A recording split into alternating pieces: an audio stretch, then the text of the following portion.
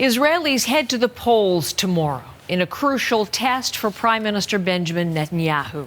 He's facing a tough challenge from the centrist Blue and White Alliance. He made a last-minute promise over the weekend to establish sovereignty over the West Bank. Now, that is a contentious issue both inside and outside Israel and seen as a last-ditch effort to rally his right-wing base.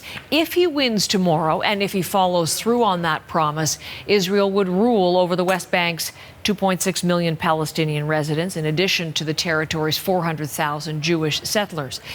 But let us talk much more about the issues, the stakes. Our senior correspondent, Susan Ormiston, is in Jerusalem for us, live with me this morning on this eve of the vote. Susan, covering the issues, covering the campaigning. What are you seeing in these last hours, Susan? Yeah, well, Heather, we're at a central Jerusalem market, and it looks fairly normal right now, but for about an hour we were squeezed in here, being aggressively shoved around by line after line of Israeli security, because Benjamin Netanyahu made probably his last big public campaign stop here, and it was crazy. I've never been through that before. Everybody pushed to the side, cordons coming out. He appeared just at one of these stalls, made a short speech, including his last-minute urging to his supporters that the tight race is upon them. The hour is late, he said. They need to close the gap with his chief competitor, the Blue and White Party, a brand new Israeli party, and its leader, Benny Gantz. He said the media is trying to put us asleep, meaning the media is suggesting, in his view, that the right has already won and that right-wing voters don't have to go out and vote. So he's really trying to get that support out to the polls in order to have a good showing tomorrow, Heather.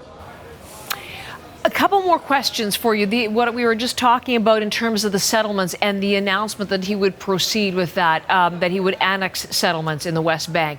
When he was making that campaign stop, did he mention that again today, perchance, Susan? Yeah, good question. He didn't talk about that.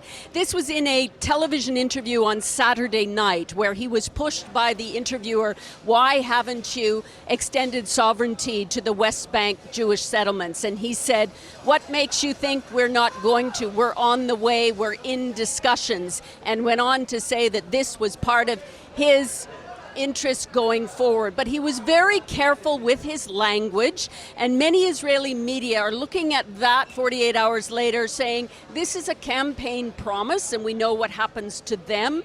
It's not policy change, at least for now. If he is elected, he may go forward with that promise. And as you said, it's a very contentious issue. Of course, Canada does not recognize Israel's control over those occupied territories, and the Palestinians responded very negatively, saying that they would not give up that territory. So he kind of threw a rocket into this divisive debate, but he is trying to shore up those on the right who want this to happen. He's trying to lure them in to strengthen the Likud party, which in seat count is going into the election, if you believe the polls, a few seats behind. But of course, in Israeli politics, it's all about the coalition that the leader can build after the votes are counted. Well, let's talk a little bit more about that. And I would direct people watching us to your piece that you've written for CBCNews.ca, because it's a great one, talking about the stakes for Netanyahu potentially winning an unprecedented fifth term, but facing all sorts of challenges, as you mentioned.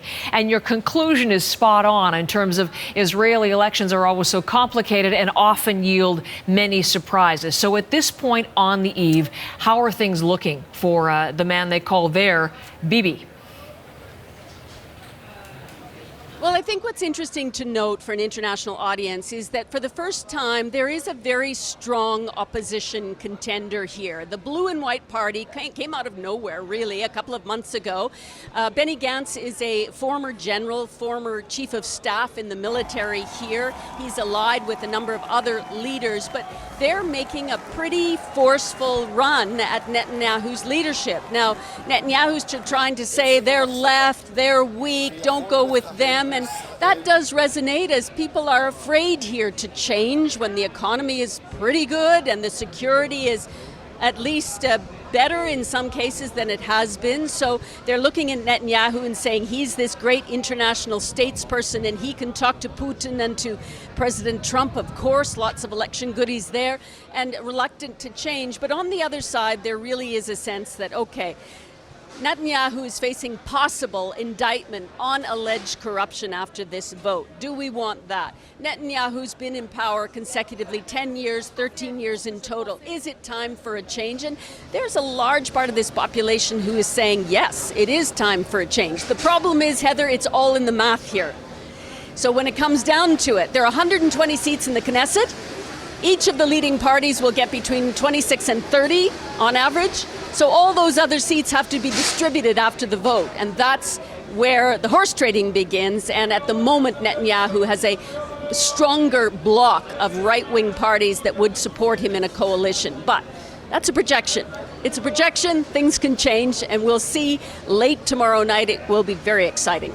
It will, and we look forward to your being there to report on all of it for us. Thank you very much. Senior correspondent Susan Ormiston in Jerusalem for us live this morning.